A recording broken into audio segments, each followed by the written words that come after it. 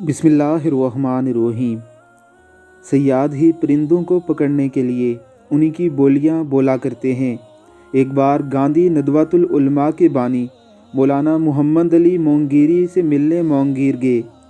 گاندھی نے اپنے مطالعہ سیرت کا حوالہ دے کر پیغمبر اسلام اور قرآن حکیم کی تعریف و توصیف کی۔ مولانا مونگیری رحمہ اللہ گاندھی کی ان باتوں کو خاموشی سے سنتے رہے۔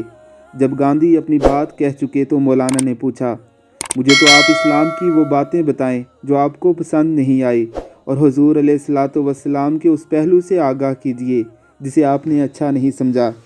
گاندھی اس سوال کے لیے تیار نہ تھے، کچھ چونکے اور فوراً بولے، ایسا تو کوئی پہلو میری نظر میں نہیں آیا۔ اس پر مولانا مونگیری نے سوال کیا، تو پھر آپ نے ابھی تک اسلام قبول کیوں نہیں کیا؟ گاندھی جی کے پاس کوئی جواب نہ تھا۔ مولانا رحمہ اللہ خفا ہوئے اور فرمایا، آپ نے جو کچھ کہا غلط کہا ہے، آپ ہمیں صرف پھنسانا چاہتے ہیں۔ صیاد بھی پرندوں کو پکڑنے کے لیے انہی کی بولیاں بولتا ہے۔ غیر مسلم خواہ دین اسلام ریاست محمدی کی حقانیت کا کتنا ہی معترف کیوں نہ ہو، اعتبار کے قابل نہیں۔